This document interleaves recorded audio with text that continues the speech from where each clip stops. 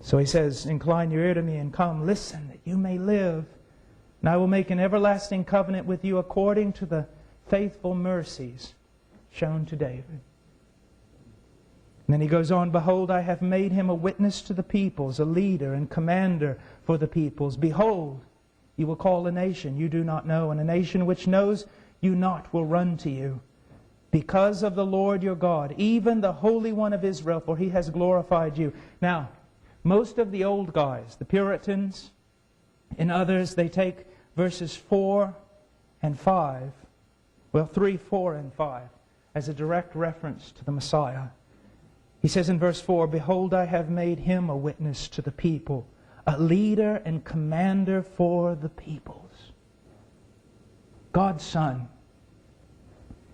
according to the foreordained plan of God, according to His own willing heart, and His desire to get glory for His Father, and for His Father's desire to get glory for His Son, to do a work almost unspeakable, became a man,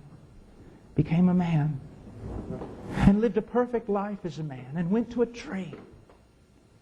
And on that tree stood, as John Gill will always say, in the law place of His people.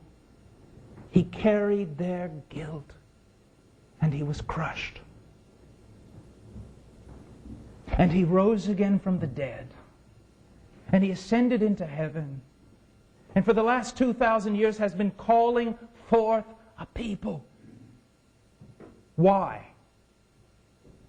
He had thousands of worlds. He had angels without number. He had heavens upon heavens, so why would He do this? What you need to understand is this. There is a real sense in which Christ died for men, but there is another real sense in which Christ died for Christ. Christ died for God. Everything that has ever been, from the creation of the world to the fall of Adam, to the promise after promise in the Old Testament, to the coming of the Messiah, to His returning in glory as God and man, to the gathering forth of a people, all of it has been orchestrated by the will of God for one reason: to demonstrate the fullness of the glory of God to all creation. Not only for creation's benefit, but for God's great glory. In dying on that tree, God honored the Son honored His Father in raising Him from the dead and making Him a witness to the people and a leader. God has honored His Son. He goes on and he says this, behold, you will call a nation you do not know, a nation which knows you not, which will run to you. Because of the Lord your God, even the Holy One of Israel, He has glorified you. God has taken His Messiah, His Christ, and He has set Him up as a witness to the people. And God is calling forth a people with one special purpose: to give that people to His Son.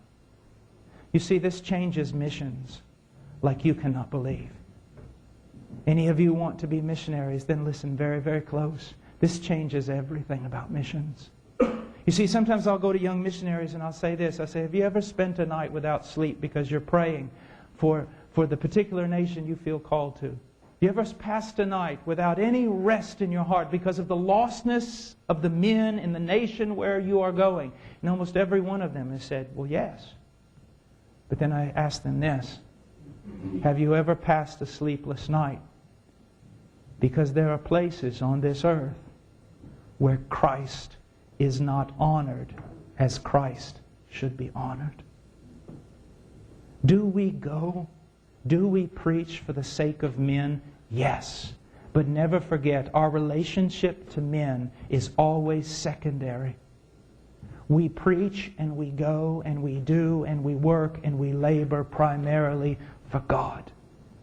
You go into a country, you go into a state, you go into a wasteland, you go wherever God sends you for the glory of the Messiah who died and rose again, because He is calling forth a people and He's using you to do it. You go for Him, to gather a people for Him, that He could get glory. You see, Jesus Christ is not so much God's gift to man as the church is God's gift to Christ. So when we don't go for men. And when men do not respond correctly, it matters not to us, because we're not there primarily for them to start off with. We are there and we hold our post and we preach for God, for Him. Why do you witness when no one listens? Because you're not witnessing primarily so that men might listen. You're witnessing for Him, to speak forth His glory, to speak for His honor,